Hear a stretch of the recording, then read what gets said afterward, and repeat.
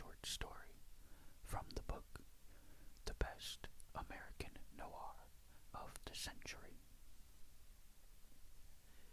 Today I will be reading Crack by James W. Hall. James W. Hall was born in Hopkinsville, Kentucky, but has lived in Florida most of his adult life. He received a B.A. in literature in 1969 from Florida Presbyterian College, now Eckerd College, an M.A. in creative writing from Johns Hopkins University in 1970, and a Ph.D. in literature from the University of Utah in 1977. A full professor, he has taught literature and creative writing at Florida International University for more than 3 decades. His writing career began with 4 books of poetry and several short stories in such literary journals as Georgia Review and Kenyon Review before he turned to the mystery genre with Under Cover of Daylight in 1986, which introduced the character Thorn. Thorn, a cranky middle-aged loner who earns a modest living tying fishing flies, finds himself unexpectedly involved in mysteries when he'd rather be left alone to fish, but he cannot turn his back on friends, relatives, and neighbors who need his help. He is reminiscent of John D. MacDonald's Travis McGee, but without the charm. He has appeared in 10 novels, one of which, Blackwater Sound in 2002, won the Shamus Award for Best PI Novel from the Private Eye Writers of America. The author's writing, both in the Thorn series and in his 6 non-series novels, is clearly influenced by the hard-boiled style of Ernest Hemingway, Dashiell Hammett, and Ross MacDonald. Most of his books are set in Florida and often involve serious issues such as illegal animal smuggling and fish farming, but Thorn and Hall never gets on a soapbox. Crack was first published in the anthology Murder and Obsession, New York, Mysterious Press, 1999. It was nominated for an Edgar Allan Poe Award by the Mystery Writers of America and was selected for the 2000 edition of The Best American Mystery Stories. Alright, this is Crack by James W. Hall. When I first saw the slit of light coming through the wall, I halted abruptly on the stairway, and instantly my heart began to thrash with a giddy blend of dread and craving. At the time, I was living in Spain, a section called Puerto Viejo, or the Old Port, in the small village of El Gorta, just outside the industrial city of Bilbao. It was a filthy town, a dirty region, with a taste in the air of old pennies and a patina of grime dulling every bright surface. The sunlight strained through perpetual clouds that had the density and monotonous luster of lead. It was to have been my year of flamenco y sol, but instead I was picked to be the Fulbright Fellow of a dour Jesuit university in Bilbao, on the northern coast, where the umbrellas were pocked by ceaseless acid rain, and the customary dress was black. Shawls, dresses, berets, raincoats, shirts, and trousers. It was as if the entire Basque nation was in perpetual mourning. The night I first saw the light, I was drunk. All afternoon I had been swilling Rioja on the balcony overlooking the harbor, celebrating the first sunny day in a month. It was October, and despite the brightness and clarity of the light, my wife had been darkly unhappy all day, even unhappier than usual.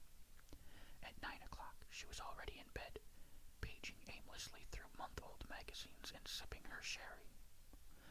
I finished with the dishes and double-checked all the locks and began to stumble up the stairs of our 250-year-old stone house that only a few weeks before our arrival in Spain had been subdivided into 3 apartments. I was midway up the stairs to the second floor when I saw the slim line shining through a chink in the new mortar. There was no debate, not even a millisecond of equivocation about the propriety of my actions. In most matters, I considered myself a scrupulously moral man. I had always been one who could be trusted with other people's money or their most damning secrets. But like so many of my fellow Puritans, I long ago had discovered that when it came to certain libidinous temptations, I was all too easily swept off my safe moorings into the raging currents of erotic gluttony. I immediately pressed my eye to the crack.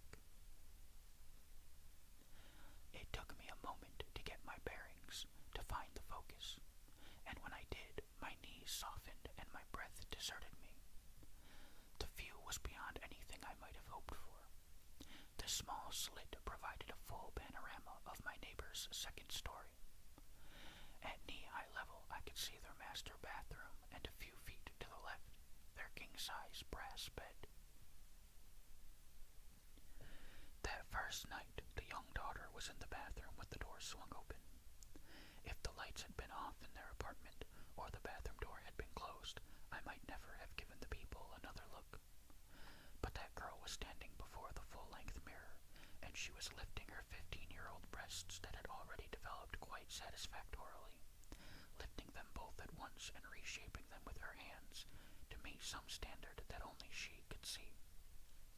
After a while she released them from her grip, then lifted them on her flat palms as though offering them to her image in the mirror. They were beautiful breasts, with small nipples that protruded nearly an inch from the aureole, and she handled them beautifully in a fashion that was far more mature and knowing that one would expect from any ordinary 15-year-old. I did not know her name. I still don't, though certainly she is the most important female who ever crossed my path.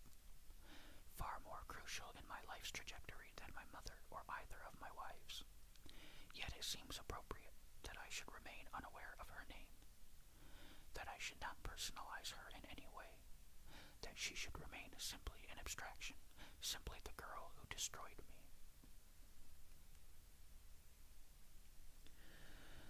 In the vernacular of that year in Spain, she was known as a niña pera, or pear girl, one of hundreds of shapely and succulent creatures who cruised about the narrow, serpentine roads of Algorta and Bilbao on loud mopeds, their hair streaming in their wake. She was as juicy as any of them, more succulent than most, as I had already noticed from several brief encounters as we exited from adjacent doors onto the narrow alley streets of the Old Port.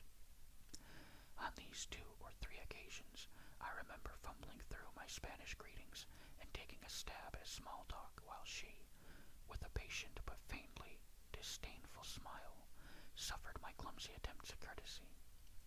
Although she wore the white blouse and green plaid skirts of all the other Catholic schoolgirls, such prosaic dress failed to disguise her bareness. She was achingly succulent, blindingly juicy. At the time I was twice her age, double the fool and half the man I believed I was.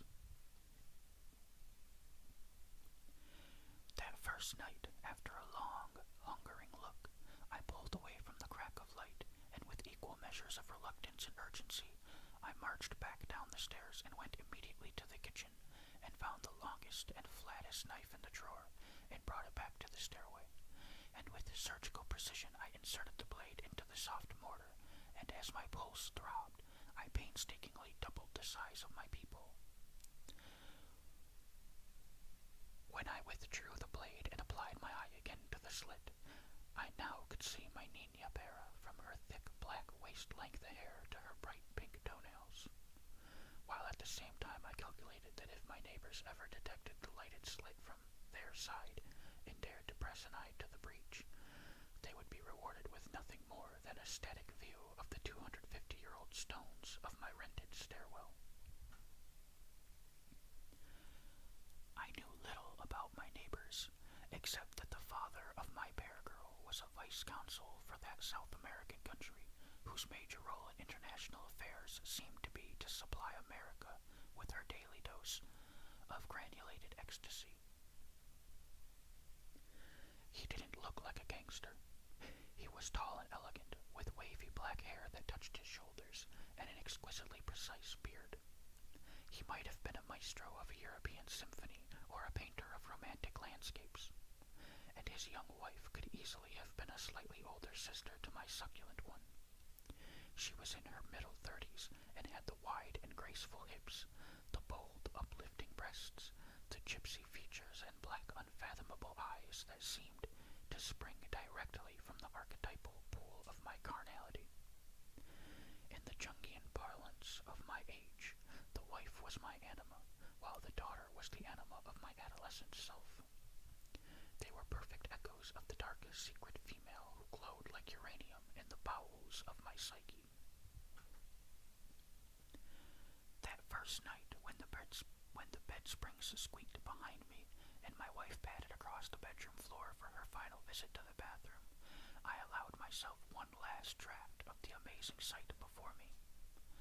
The Nina was now stooped forward, and was holding a small hand mirror to her thicket of pubic hair, poking and searching with her free hand through the dense snarl, as if she were seeking that tender part of herself she had discovered by touch, but not yet by sight. Trembling and breathless, I pressed my two hands flat against the stone wall and shoved myself away with my heart in utter disarray. I carried my lechery up the stairs to bed.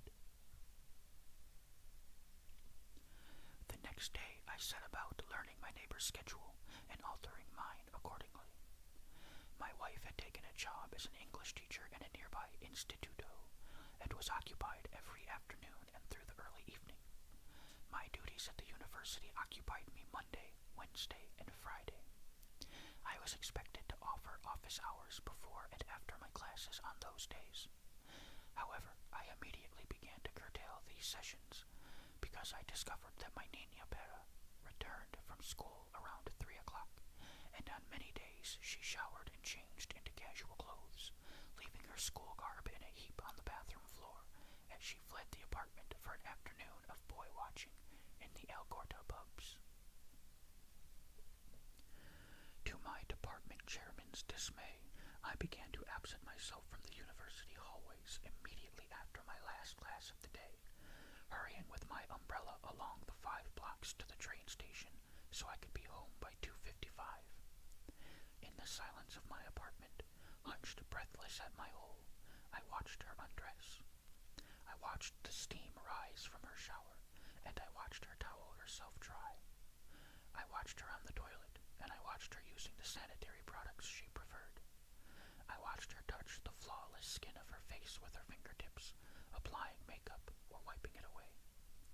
On many afternoons, I watched her examine herself in the full-length mirror, running her hands over that seamless flesh, trying out various seductive poses, while an expression played on her face that was equal parts exultation and shame, that peculiar adolescent emotion I so vividly recalled.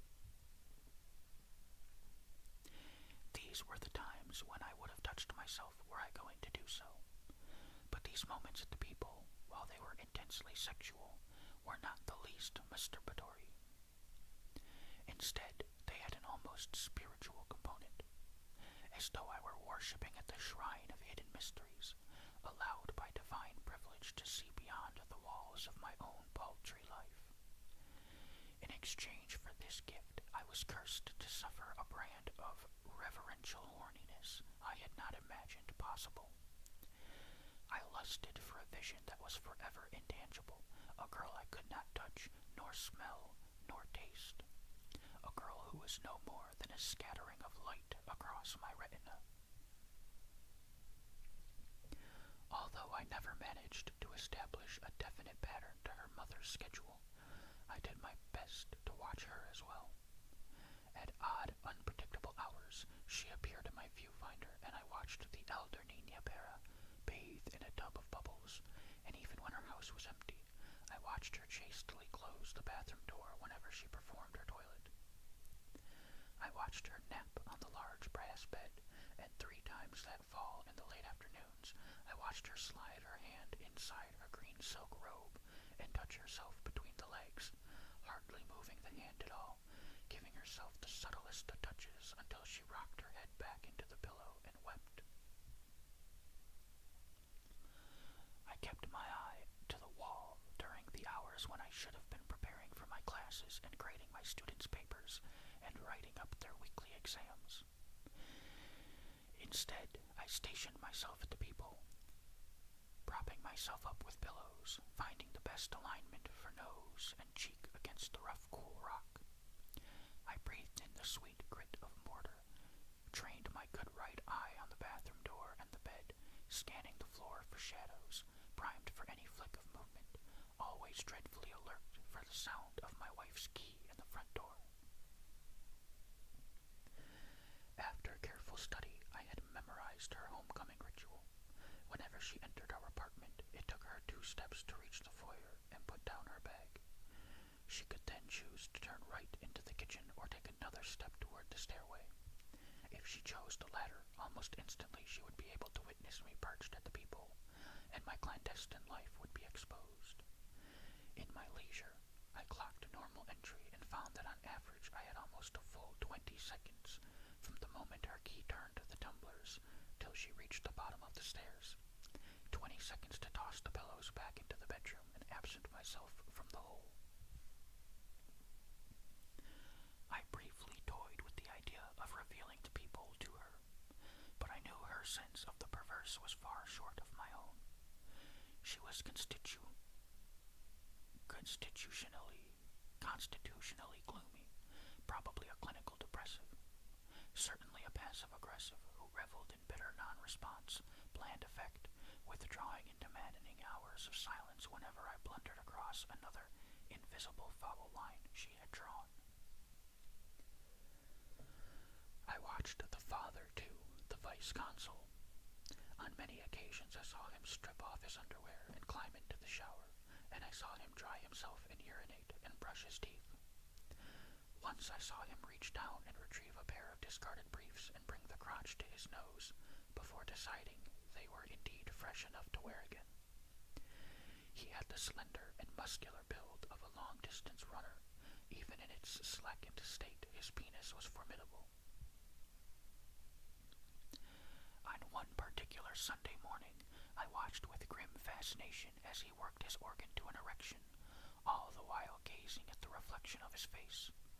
And a few moments later, as the spasms of his pleasure shook him, and he was bending forward to ejaculate into the sink, the Nina Pera appeared at the doorway of the bathroom. She paused briefly to watch the vice-consul's last strokes, then passed behind him and stepped into the shower with a nonchalance that I found more shocking than anything I had witnessed to that point. Late in November, the chairman of my department called me into his office and asked me if I was happy in Spain, and I assured him that I most certainly was. He smiled uncomfortably and offered me a glass of scotch, and as we sipped, he told me that the students had been complaining that I was not making myself sufficiently available to them. I feigned shock, but he simply shook his head and waved off my pretense. Not only had I taken to missing office hours, I had failed to return a single set of papers or tests. The students were directionless and confused and in a unified uproar. And because of their protests, much to his regret, the chairman was going to have to insist that I begin holding my regular office hours immediately. If I failed to comply, he would have no choice but to act in his students' best interest by calling the Fulbright offices in Madrid and having my visiting professorship withdrawn for the second semester. I would be shipped home in disgrace. I assured him that I would not disappoint him again. 2 days later, after my last class of the day, as I walked back to my office, all I could think of was my Nina Pera stripping away her Catholic uniform and stepping into the shower, then stepping out again wet and naked and perfectly succulent. I turned from my office door and the 5 scowling students waiting there and hurried out of the building. I got the train just in time and was home only seconds before she arrived. And this was the day it happened. Breathless from my jog from the train station, I clambered up the stairs and quickly assumed my position at the slit, but was startled to see that it was not my Nina Para beyond the wall, but her father, the diplomat in his dark suit, home at that unaccustomed hour. He was pacing back and forth in front of the bathroom, where a much shorter and much less elegant man was holding the head of a teenage boy over the open toilet bowl. The young man had long, stringy hair and was dressed in a black t-shirt and blue jeans. The thug who was gripping him by the ears above the bowl was also dressed in black, a bulky black sweatshirt with the sleeves torn away, and dark jeans and a black basque beret. His arms were as gnarled as oak limbs, and the boy he held was unable to manage even a squirm. The vice consul stopped his pacing and spat out a quick, indecent bit of Spanish. Even though the wall muffled most conversation, I heard and recognized the phrase. While my conversational skills were limited, I had mastered a dozen or so of the more useful and colorful Spanish curses. The vice consul had chosen to brand the boy as a pig's bastard child. Furthermore, a pig covered in its own excrement. Though my disappointment at missing my daily appointment with the Nina Para deflated my spirits, witnessing such violence and drama was almost fair compensation. My assumption was that my neighbor was disciplining the young man for some botched assignment, the most natural guess being that he was a courier who transported certain highly valued pharmaceutical products that happened also to be the leading export of the vice consul's country. The other possibility, of course, and one that gave me a particularly nasty thrill, was that the boy was guilty of some impropriety with the diplomat's daughter, my own Nina Para, and now was suffering the dire consequences of his effrontery. I watched as the vice consul came close to the boy and bended to whisper something to him, then tipped his head up by the chin and gave some command to the thug. The squat man let go of the boy's right ear, and with a gesture so quick I only caught the end of it, he produced a knife and slashed the boy's right ear away from his head. I reeled back from the slit in the wall and pressed my back against the banister and tried to force the air into my lungs. At that moment, I should have rushed downstairs, gotten on the phone, and called the militia to report the outrage beyond my wall. And I honestly considered doing so, for surely it would have been the moral, virtuous path. But I could not move, and as I considered my paralysis, the utter selfishness of my inaction filled me with acid self-contempt. I reviled myself even as I kept my place. I could not call for help because I did not dare to upset the delicate equipoise of my neighbors' lives. The thought of losing my Nina Para to the judicial process, or even worse, to extradition, left me lifeless on the stairway. Almost as terrifying was the possibility that if I called for the militia, a further investigation would expose the slit in the wall, and I would be hauled out into the streets for a public thrashing. For a very long while, I did not move. Finally, when I found the courage to bring my eye back to the crack in the wall, I saw that the thug had lifted the boy to a standing position before the toilet, and the vice consul had unzipped him and was gripping the tip of his penis, holding it out above the bloody porcelain bowl, a long steak knife poised a few inches above the pale finger of flesh. The vice consul's arm quivered and began its downward slash. "No," I cried out, then louder, "No!" My neighbor aborted his savage swipe and spun around. I watched him take a hesitant step my way, then another. His patent leather shoes glowed in the eerie light beyond the wall. Then in an unerring path he marched directly to the wall where I was perched. I pulled away, scooted backward up the stairs, and held my breath.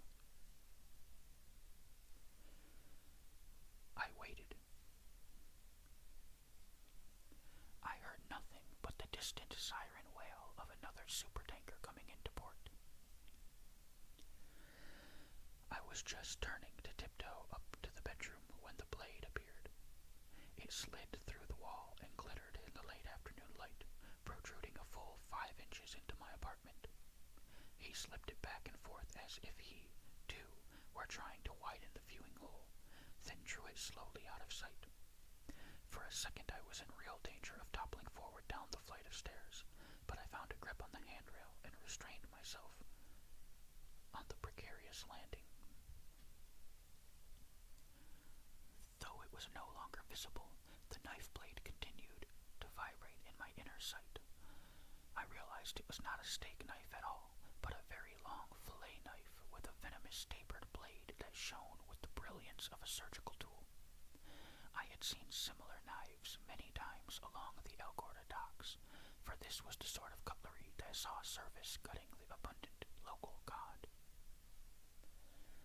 And while I held my place on the stairs, the point of the knife shot through the wall again and remained there, very still, as elegant and vile a threat as I had ever experienced.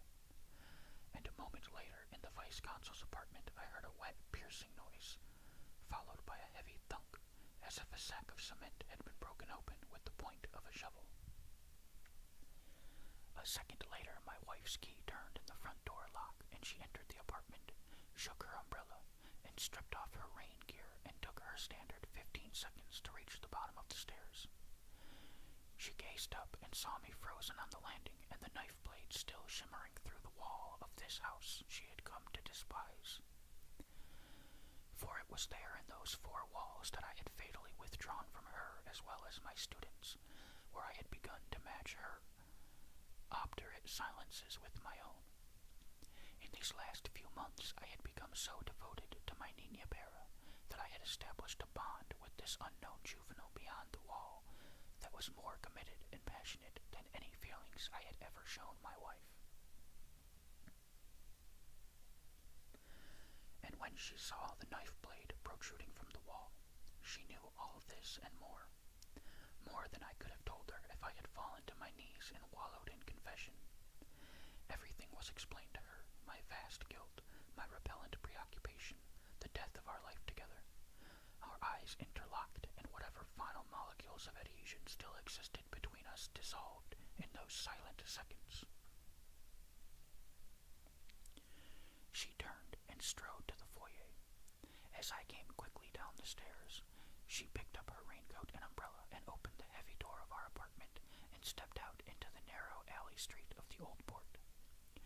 I hurried after her, calling out her name, pleading with her, but she shut the door behind her with brutal finality. As I rushed to catch her, pushing open the door, I nearly collided with my succulent young neighbor coming home late from school. She graced me with a 2-second smile and entered her door, and I stood on the stoop for a moment, looking down the winding, rain-slicked street after my wife. Wretched and elated, I swung around and shut myself in once more with my utter depravity. I mounted the stairs.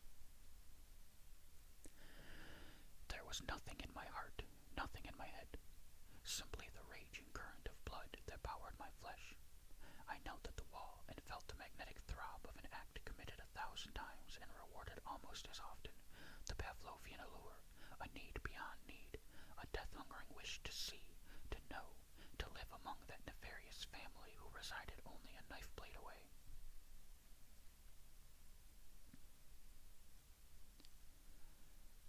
I pressed my eye to the hole, and she was there, framed in the bathroom doorway, wearing her white blouse, her green plaid skirt. Behind her I could see that the toilet bowl had been wiped clean of blood. My Nina Para's hands hung uneasily at her sides, and she was staring across the room at the wall we shared, her head canted to the side, her eyes focused on the exact spot where I pressed my face into the stone and drank her in. My bear girl, my succulent child, daughter of the devil. And though I was certain that the glimmer of my eye was plainly visible to her and anyone else who stood on that side of the wall, I could not pull myself from the crack, for my Nina Para had begun to lift her skirt, inch by excruciating inch, exposing those immaculate white thighs. And though there was no doubt she was performing under duress and on instructions from her father, I pressed my face still harder against the wall and drank deep of the vision before me. Even when my succulent one cringed and averted her face, giving me a second or two of ample warning of what her father was about to do, I could not draw my eye away from the lush expanse of her thighs. A half-second later, her body disappeared, and a wondrous flash of darkness swelled inside me and exploded. I was launched into utter blankness, riding swiftly out beyond the edges of the visible world, flying headlong into a bright galaxy of pain. And yet, if I had not passed out on the stairway, bleeding profusely from my ruined eye, if somehow I had managed to stay conscious for only a few seconds more, I am absolutely certain that after I suffered the loss of sight of my right eye, I would have used my last strength I had to reposition myself on the stairway and resume my vigil with my left. In the following months of recuperation and repair, I came to discover that a man can subsist with one eye as readily as with one hand or leg. For apparently nature anticipated that some of us would commit acts of such extreme folly and self-destructiveness that we would require such anatomical redundancy if we were to survive.